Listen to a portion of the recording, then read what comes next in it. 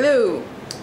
So I'd like to talk to you guys about something today that some people may have heard of before and some may not. It's called religious syncretism.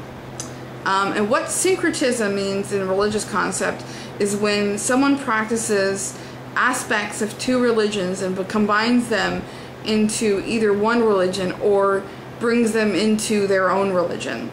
I'm going to give you some examples throughout history.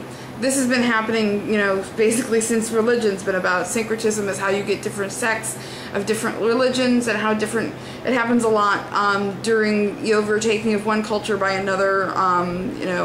Ancient Greeks did it. They brought in a lot of different aspects from the Egyptian culture into theirs, and vice versa, by the way. And then when, Christianity came around, Christianity was very well known for taking over the pagan holidays, which is an act of syncretism. It wasn't just the holidays, it was also some of the gods. One of the most common would be Saint Brigid, who was originally the goddess Brigid. I think it's Saint Bridget, actually, but it's the same goddess. They just changed her name a little bit, but she's got the same holiday and all those a lot of the same aspects as the goddess. The reason being that they couldn't really quash the belief of Brigid within the Celtic culture, so they just incorporated her, and that's pretty common knowledge. But I can post some links if people want. If people request that, I will post it. So some more modern versions of syncretism, Santeria, which obviously, as Christianity spread further west, they started going into parts of Africa, and when Spain took over some of the islands, in the like Cuba and so forth and so on, those are the areas where you find Santeria most common. I think Cuba is I think they have one of the highest points of population of Santeria. And the reason being that a lot of the people who came from those regions and from parts of Africa that practice voodoo, they would, they still wanted to practice their religion and, honor the, like the Yoruban gods and so forth and so on. But to do so in a Christian country where you're basically owned by Christians could cost you your life. So what they did was they put the names of saints on these, these gods, these archetypes that they worship, to, kind of cover up the fact that they're still practicing voodoo. But it became a religion all its own called Santeria. And forgive me if I get any details wrong about Santeria. I'm not an expert on Santeria whatsoever. But it gives you an idea, at least, of what I mean by syncretism. Now, in even more modern culture, when you get to Wicca and how it pertains to Wicca, Wicca is a very syncretically friendly religion. Reason being that when we were just rediscovering the gods, and Gardner was bringing his coven out into the light, one of the things that he did was talked about some of the research of people like Joseph Campbell, who talked a lot about the correlations of the different deities throughout Europe and how there was a lot of the same aspects of archetypes of not only those deities, but all deities of pretty much every pagan religion and some non-pagan religions. For example, Christianity. You still have the aspect of the resurrected sun in Christianity as you did in previous religions. It's not original whatsoever. So the reason that that I got inspired to do this today is because of the email that I received from a user called ShadowHawk0900.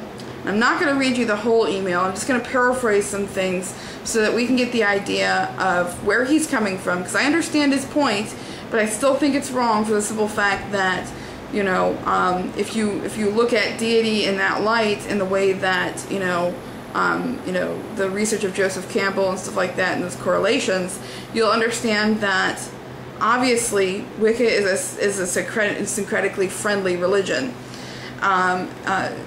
I'm just going to read this one. For some reason, you and a host of others are believing that two completely different religions can coexist into one. This is not possible. If so, then I should be able to call myself an Islamic Buddhist, which I'm thinking you probably could, actually. You know, I don't know Islam well enough to get into details on that, but I'm sure if we did enough research, we could find out that yes, you probably could be an Islamic Buddhist. Or Satanic Catholic, which I know, you know, lots of people who actually worship Satan, that are that sort of theistic Satanists. I can see them incorporating a lot of Catholic ideas into their faith. So yes, you could probably be a Satanic Catholic as well. And all would be well, right? Wrong. That's what he says, but I disagree.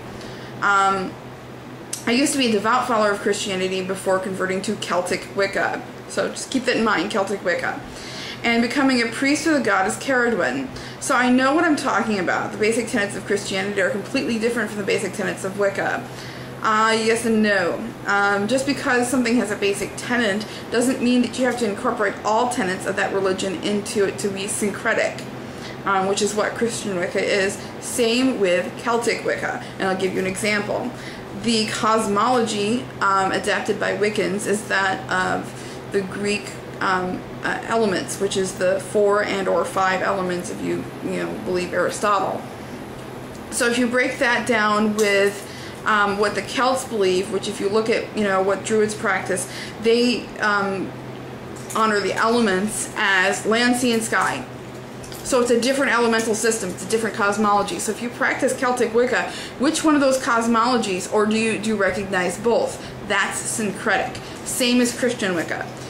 You can either recognize both, or you can understand that there is cultural differences and therefore interpret things differently. For example, and he talks about the 10 Commandments here too. And I'm sorry that I'm talking so fast. I'm just trying to get a lot into a little short amount of time. He says, for example, take one of the 10 Commandments, thou shalt have no other gods before me. Well, actually, I've actually talked about this in a different video. Other gods before me, what this God is asking for is a henotheistic ideal, which is not saying that you can't believe in a goddess. It's saying don't put any other gods before me. So in a lot of lights, it's asking for syncretism in that respect. To a Christian, this strictly means you cannot worship any other god or goddess other than the God himself. I would disagree, because a lot of Christians obviously do worship a goddess, because those are the Christian Wiccans. So you're just eliminating them from that definition, and that's not correct. To say it's spirituality okay to worship Jesus and another deity, a goddess, would be wrong. You gotta tell me why that would be wrong, because I don't get it. Also, Wicca is a polytheistic religion, which means we do not give honor to the gods of those religions that claim they are the only one God. Okay, so obviously he's taking the Bible from a literal standpoint, which most Christians don't take the Bible from a literal standpoint.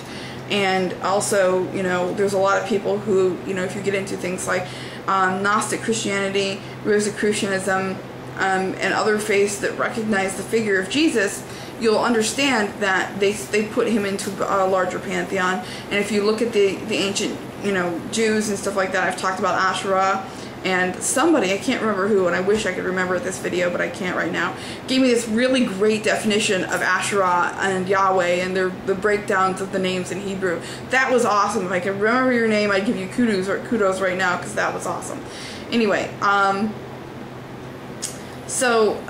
would it be alright if a Wiccan worshipped Satan? Yes, it would. For the simple fact that Satan is an archetype. And, also, it would be perfectly okay for a Wiccan to incorporate satanic ideals into their faith. People say, what?